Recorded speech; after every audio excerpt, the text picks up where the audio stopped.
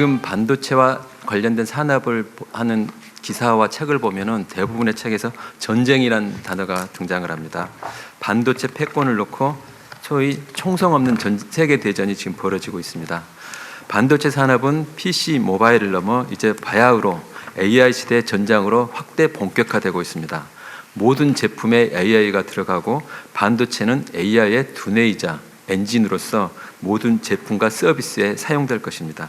앞으로 이 반도체의 패권을 누가 지느냐가 AI 시대 그리고 대한민국의 미래 경제와 안보를 좌우할 것입니다.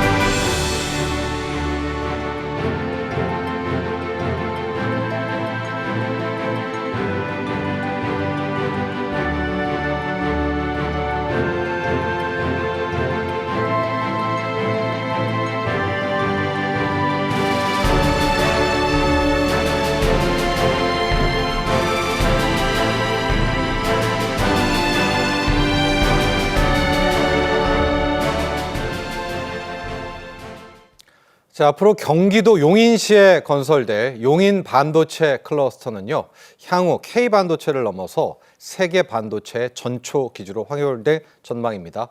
자, 오늘 이 시간 용인 반도체 클러스터 그리고 K반도체 산업의 영향과 함께 이번에 발표하는 K반도체 관련한 정책 내용들까지 하나씩 짚어보겠습니다. 장우진 GV 인베스먼트 이사 함께합니다. 안녕하십니까? 네, 반갑습니다. 자, 이번에 이제 정부가 K반도체 비전과 육성 전략을 담은 이제 그런 보고회를 갖췄고요. 이와 함께 AI 시대 반도체 산업 전략을 함께 발표를 했습니다. 세계 2강 도약, 미국과 우리나라겠죠. 목표로 하는 내용들인데요. 전반적인 세부 내용 보기 전에 이번에 발표됐던 AI 시대 반도체 산업 전략의 골자 한번 보고 가보도록 할까요? 네, 방금 말씀 주신 대로 세계 2강으로 도약하기 위한 게 가장 큰 목표고요. 그다음에 현재 제조 분야, 특히 메모리 쪽에서 우리나라가 세계 1위를 차지하고 있는데 여기서 초격차를 좀 더 유지하겠다. 그리고 우리나라 약한 게 이제 시스템 반도체, 팹리스 쪽인데 이쪽도 강화를 하겠다. 그래서 현재 팹리스 규모를 지금 현재 사업 규모보다 산업 규모보다 한 10배 정도를 키우겠다라는 게 골자고요. 그래서 7가지의 핵심 과제를 제시했습니다. 그래서 가장 첫 번째는 이제 용인의 반도체 클러스터인데 용인 반도체 클러스터가 세계 최대 규모입니다.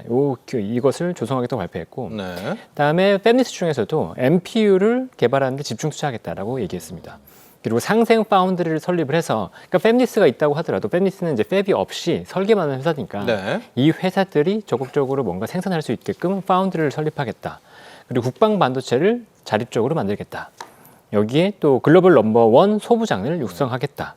반도체 대학을 설립하겠다. 인재 육성이요. 그렇죠. 인재 육성이죠. 남북권 반도체 혁신 벨트를 구축하겠다. 그러니까 반도체 산업을 전국 단위로 확장하겠다라고 이제 발표한 겁니다. 이게 이제 7가지 핵심 과제라고 볼 수 있습니다. 네, 저 세부 내용들을 하나씩 들어가 보도록 하겠습니다. 일단 가장 먼저 짚어볼 것이 용인 반도체 클러스터입니다. 2047년까지 민관 합쳐서 700조 이상입니다. 우리가 반도체 공장은 팹 이렇게 부르죠. 10기를 건설하겠다. 그야말로 세계 최대 수준이 됩니다. 반도체는 항상 직접 이 클러스터가 중요한데요. 이 용인 반도체 클러스터, 정말 메가 클러스터 이런 표현도 가능한데 전반적으로 한번 설명 부탁드립니다. 네. 혹시 우리나라 지금 가장 큰 단일 공장 부지가 어딘지 혹시 아시나요? 화성 아닐까요? 네. 제가 이제 울산 출신인데 네. 울산 현대중공업 부지가 가장 큽니다. 아, 조선 반도체 말고 그렇죠. 합쳐서. 네, 전체 팹 산업으로는 전체 산업 공장 중에서, 그러니까 190만 평 정도 됩니다. 그래서 제가 이제 끝에서 끝까지 가면 자동차로만 20분, 30분 정도 가야지 네. 이제 그 끝에서 끝을 갈 수 있는데요. 제조업이잖아요. 어마어마하게 큰 배를 짓는 공장이 190만 평, 우리나라 최대 공장인데 네. 지금 용인 클러스터에 지금 지어지고 있는 SK하이닉스와 삼성전자 팹 2가지를 합하면 300만 평이 넘습니다. 네. 지금 조선 공장 가장 최대라고 하는 190만 평의 1.5배 정도 이상이 됩니다. 네, 그냥 그만큼 어마어마한 메가 클러스터가 조성이 되고 있다고 보시면 되고요.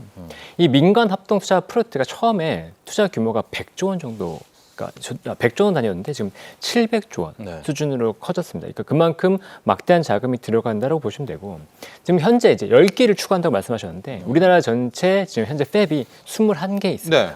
그리고 용인에만 10개가 들어가고요. 지방에 또 6개를 확충해서 총 37개까지 늘리겠다. 지금 대비해서 뭐 거의 한 80% 정도 확충하는 셈이죠. 네. 지금 용인 클러스터는 토지 보상을 본격화하고 있습니다. 이게 좀 구분이 돼야 되는데 SK 하이닉스가 추진하고 있는 용인 클러스터는 용인시 처인구 원산면 쪽입니다.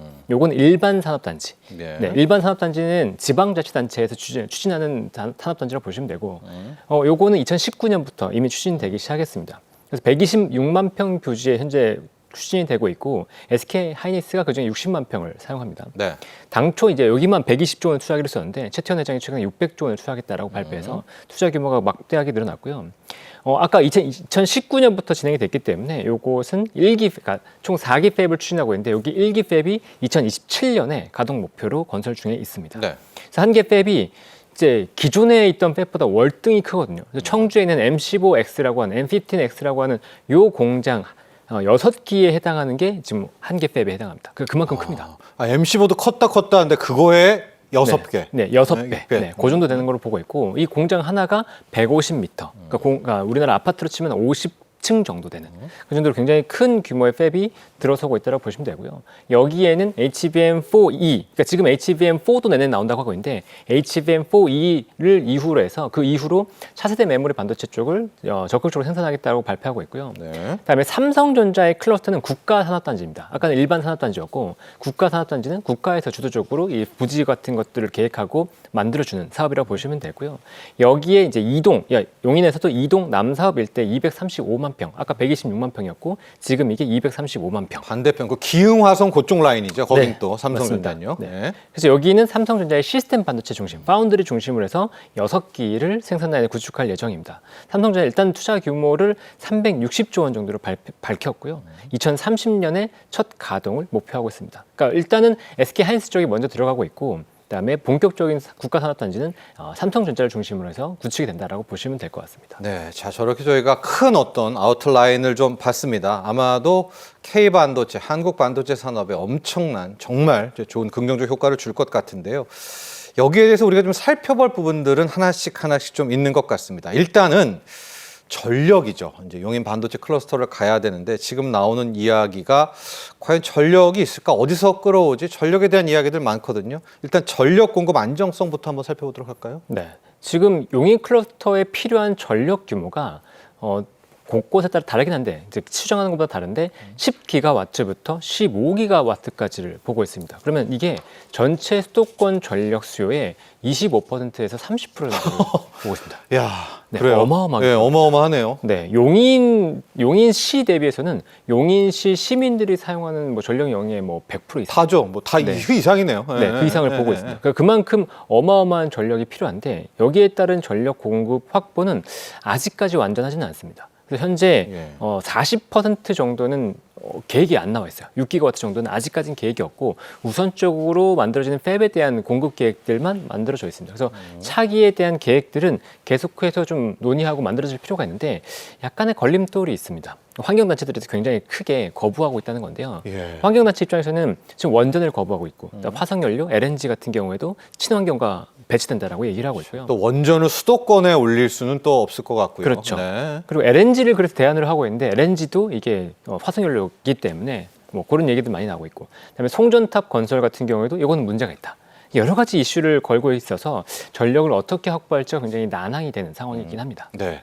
자, 전력에 대한 난항. 그래서 뭐 태양광 패널 이야기도 나오고 있고 새만금 쪽, 이쪽 전라도 쪽에서의 신재생을 끌어오는 또 그런 방법도 있는 것 같은데 그렇죠. 전력이 다가 아닙니다. 이 반도체는 필연적으로 물이 많이 필요하거든요. 용수. 또 오고 가는 이제 물류망 그것까지도 해야 되면 상당히 이게 큰 작업일 텐데요. 일단 용수는 어떻게 합니까? 물은요? 용수는 생각보다는 전력보다는 괜찮은 것 같아요. 확보가 되나요? 네네. 네. 이게 일단 삼성전자의 그 팹이 있는 근처에 팔당댐과 남한강 그렇죠. 지류를 네. 활용할 수 있기 때문에 네. 거기에서 뭐 일간 수십만 톤 정도 공업 용수를 확보할 수 있을 것 같고, 그다음에 SK 하이닉스 같은 경우는 여주보에 남한강 용수 관로를 이제 공사하고 있습니다. 그래서 여기에서 한 26만 5천 톤 규모. 이것도 이제 용인시 수도량이 한 80% 정도. 그래서 지금 수도와 전기가 어마어마하게 필요한데 그거를 마련하기 위한 준비들은 꾸준하게 이어지고 있다라고 얘기할 수 있고요. 네. 그다음에 도로망 확충도 굉장히 중요합니다. 물류요. 네, 물류를 위한 도로망도 굉장히 중요하긴 한데 이 용인 쪽으로 인력들을 많이 배치하기 위해서는 당연히 또 인재들이 들어오기 위한 도로망 확충이 돼야 되거든요. 그래서 네.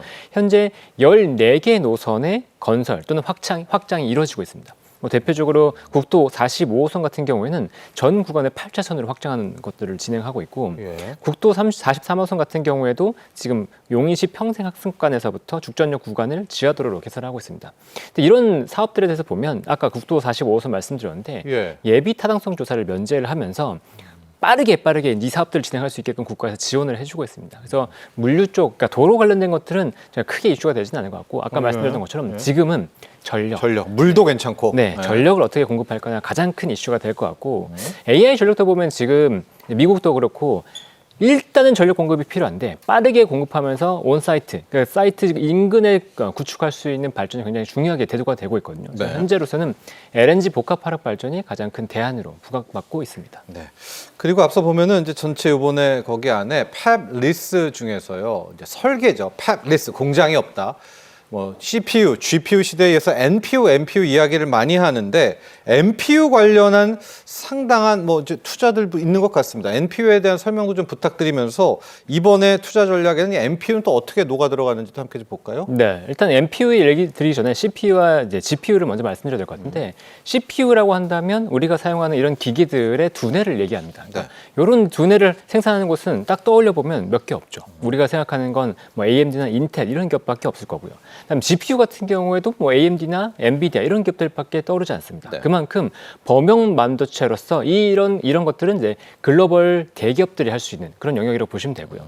NPU는 상대적으로 저전력에 좀 더 간편한 반도체라고 보시면 됩니다. 그러니까 우리나라 기업들도 뛰어들기에 굉장히 좋은 영역이라는 얘기죠. 그러니까 네. 일단 NPU를 보면 CPU는 기본적으로 두뇌를 역할을 하고 GPU 같은 경우는 그래픽 처리를 위해서 병렬 연산을 하는데 NPU는 GPU와 동일하게 병렬 연산을 지원하게 합니다. 네. 근데 인간이 학습하는 것처럼 이 뉴럴 네트워크, 그러니까 이 신경망을 모사했다라고 보면 되는데요. 신경망을 모사하는 건 어떤 거냐면 우리가 뭐 이런 물체를 봤을 때 이게 무엇이다라고 다양한 감각기관에서 정보가 들어오면 네. 이 중에서 틀린 것들은 배제하고 그러니까 다수결이죠. 맞는 것들을 올려가면서 점점 이 데이터가 맞는지 안 맞는지를 확인해 나가는 과정인데 그것을 모사한 반도체가 NPU라고 보시면 됩니다. 예. 그래서 인공신경, 딥러닝에 굉장히 최적화된 반도체라고 보시는 게 이제 NPU라고 보면 되고요. 네. 방금 말씀드렸던 것처럼 CPU, GPU 쪽으로는 우리가 도전할 수 없지만 AI 시대의 필수적인 NPU 시장은 우리나라도 충분히 도전할 수 있고 여기서 성공할 수 있기 때문에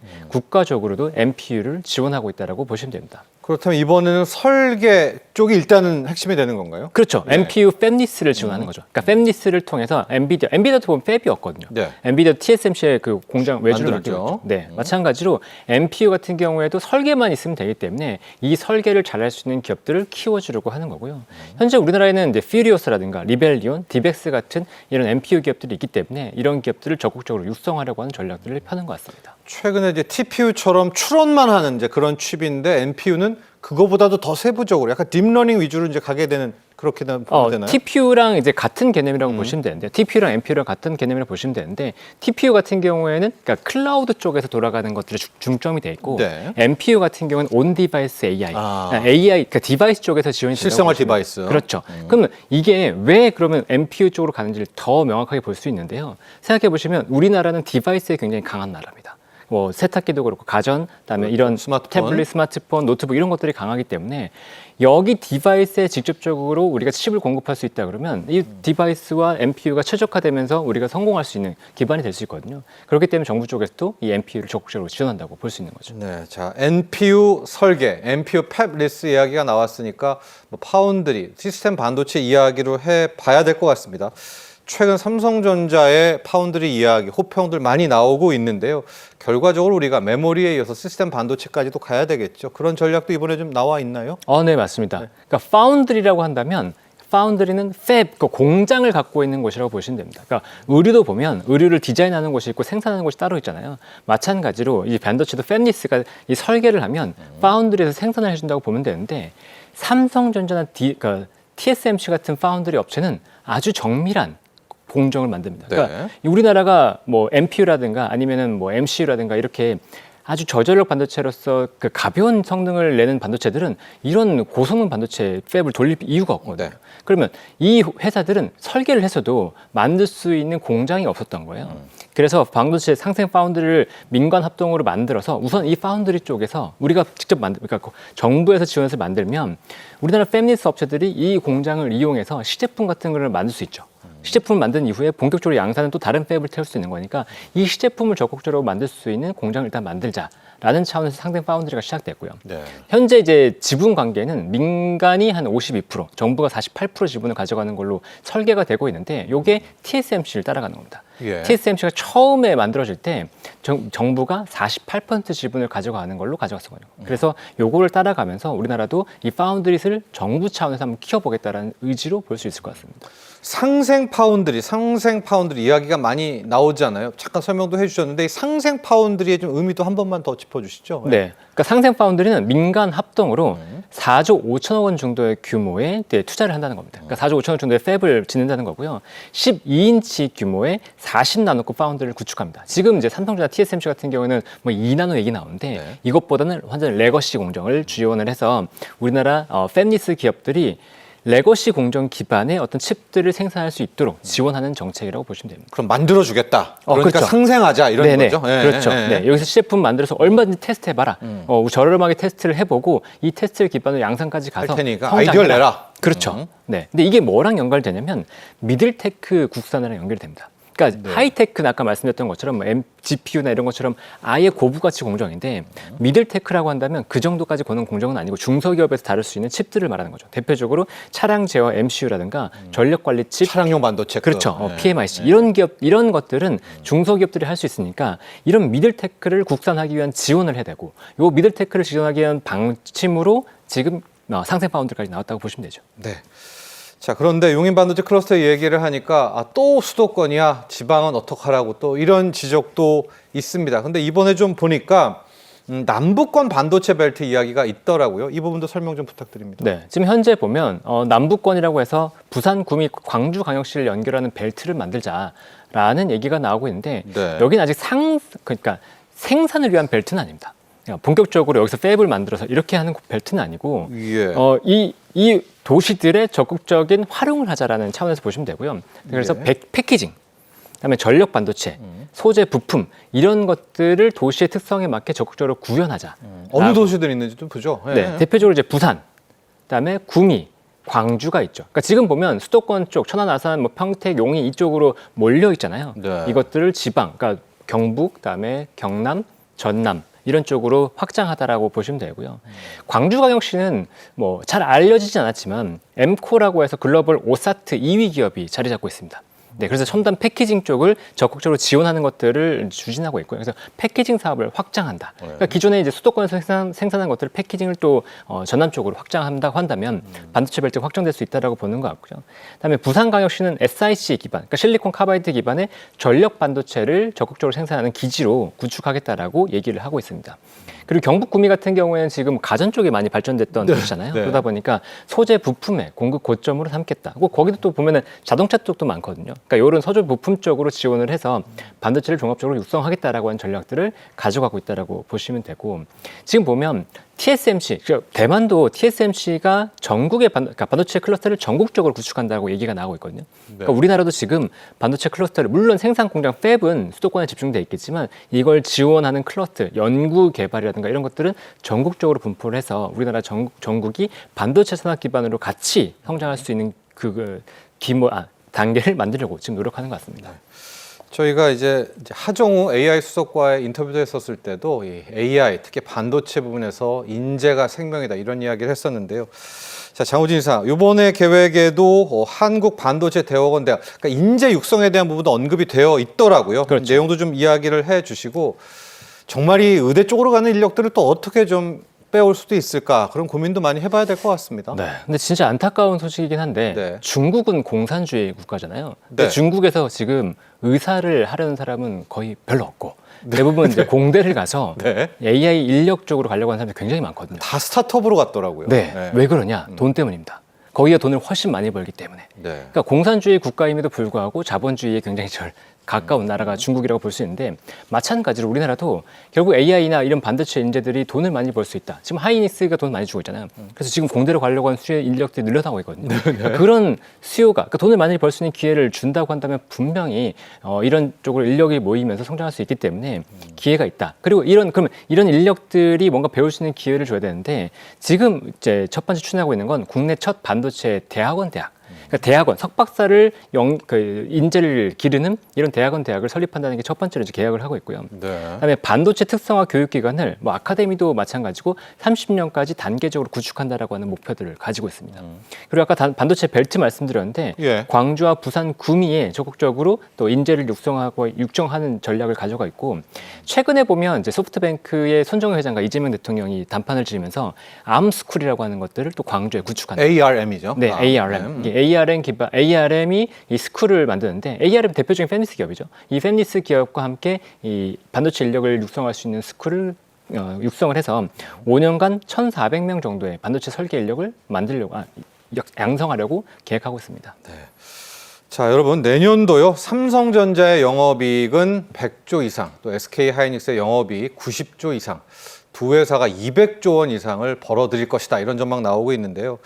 정호진 이사, 지금도 잘해왔잖아요. K반도체. 앞으로 그렇죠. 더 잘하려고 이제 정부도 지원을 하는 건데요. 어떤 부분에 좀 초점을 맞춰야 될 것 같습니까? AI 쪽으로 집중 육성하려고 하는 정부의 정책은 분명히 긍정적인데요. 좀 아쉬운 부분은 뭐냐면 글로벌 경쟁국들이 대부분 이제 보조금이라든가 세제 혜택을 굉장히 많이 이제 지원함에도 불구하고 우리나라는 그런 것들은 좀 부족합니다. 그것들을 좀 더 보충할 필요는 분명히 있다고 생각을 하고 있고요. 또 하나 아쉬운 점은 뭐냐면 인력이 결국 일을 해야지 되는데 지금 52시간 제한이 너무 강한 거죠. 그러니까 52시간 제한을 풀어주는 게, 그러니까 기업을 중심으로 풀어주는 게 아니고 열심히 일한 이들을 차등 대우해서 이들이 돈을 벌 수 있도록 해준다고 한다면 자연스럽게 더 일을 하고 더 노력할 수 있는 분위기가 될 수 있다고 보고 있거든요. 그러니까 이걸 일괄적으로 규제하지 않고 좀 풀어줬으면 하는 바람이 있습니다.